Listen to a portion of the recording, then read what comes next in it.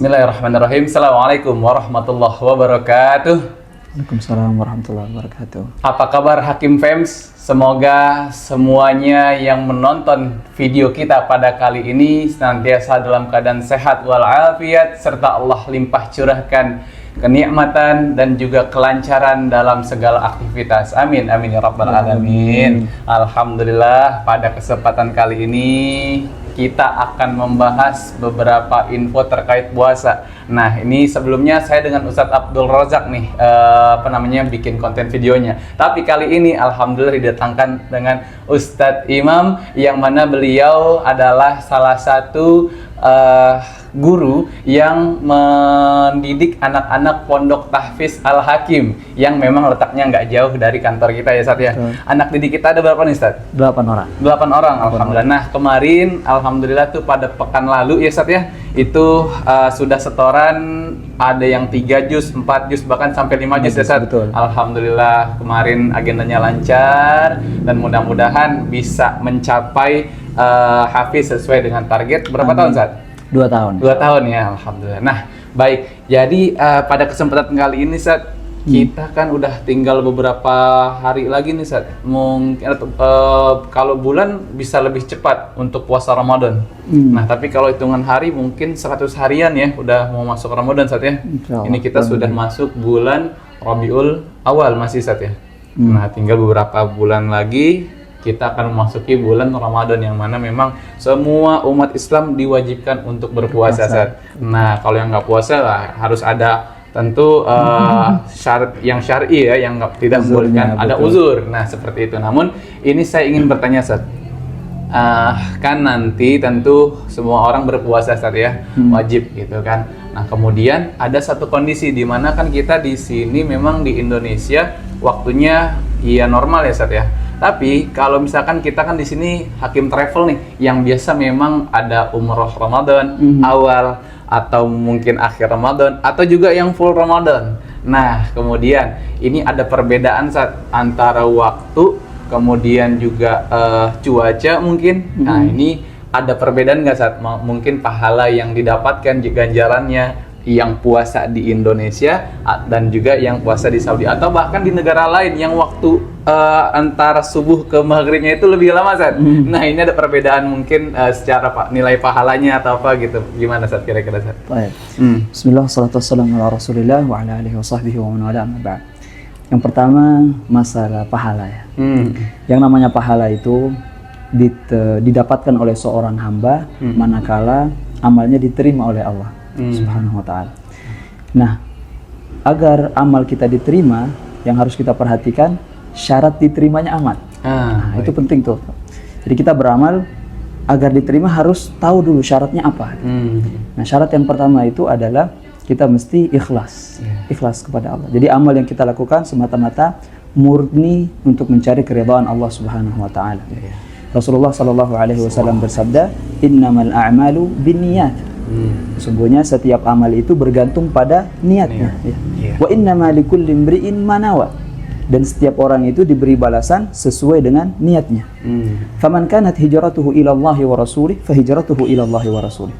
Barang siapa yang hijrahnya, ibadahnya, amal solehnya, apapun bentuknya untuk Allah dan Rasulnya. Artinya betul-betul di hatinya itu dia ingin mencari keridhaan Allah.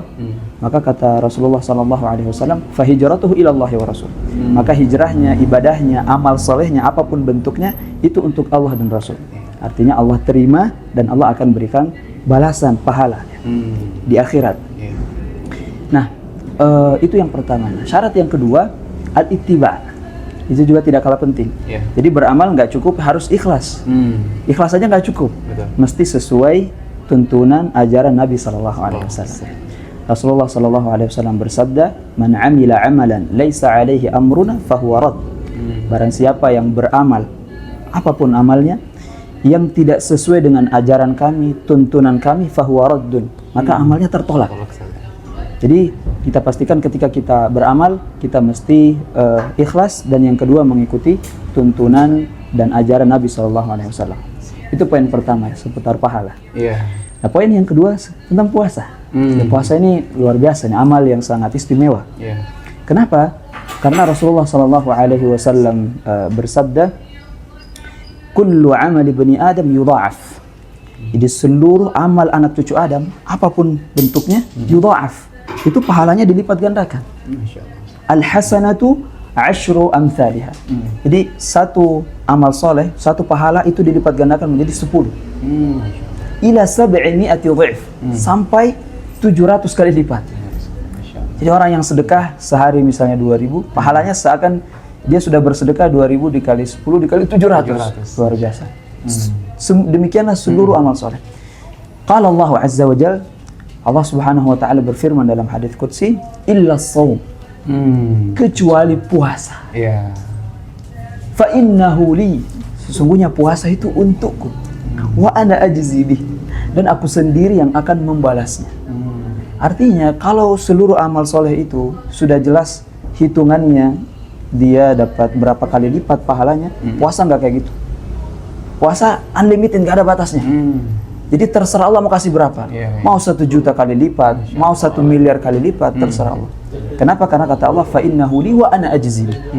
Ini menunjukkan kedudukan puasa gitu. Pahalanya yang sangat besar. Karena orang yang berpuasa itu nggak kelihatan ya. Jadi orang puasa itu ujian keikhlasan. Karena orang kalau haji, umroh bisa difoto gitu. Sholat, difoto, ketahuan, oh lagi haji nih, lagi umroh. Tapi kalau puasa nggak kelihatan. Orang nggak tahu ini puasa apa enggak nih. Sehingga betul-betul keikhlasannya diuji. Nah, begitu pula ketika di siang hari, misalnya ada orang yang melihat, ya mudah dibagi dia minum sembunyi-sembunyi.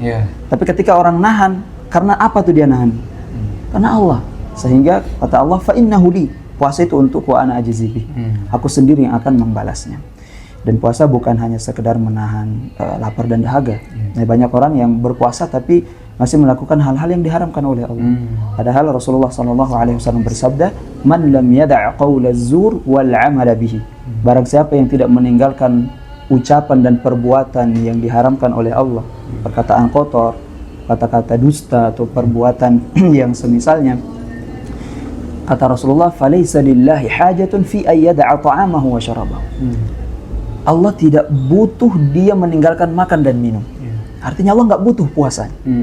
Jadi puasa itu hakikatnya kita bukan hanya menahan lapar dan dahaga, tapi bagaimana kita bisa mengendalikan lisan kita, pendengaran kita, penglihatan kita dari hal-hal yang Allah Subhanahu wa taala haramkan. Dan semakin seseorang itu bisa menjaga hal-hal tersebut, maka tentu pahalanya akan semakin besar.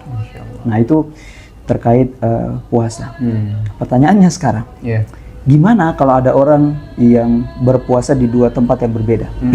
Katakanlah misalnya kita di Indonesia nih, puasanya 12 jam ya. Tapi di Eropa misalnya ada yang 20 jam. Nah, kalau misalnya dari sisi keikhlasan sama-sama ikhlas ya. Dari sisi ittiba, sama-sama ngikutin tuntunan Nabi misalnya. Terus dia juga menghindari ucapan dan perbuatan yang diharamkan. Artinya sama semua. Yang menjadi perbedaan satu-satunya hanya waktunya aja nih. Yang di Indonesia puasanya 12 jam.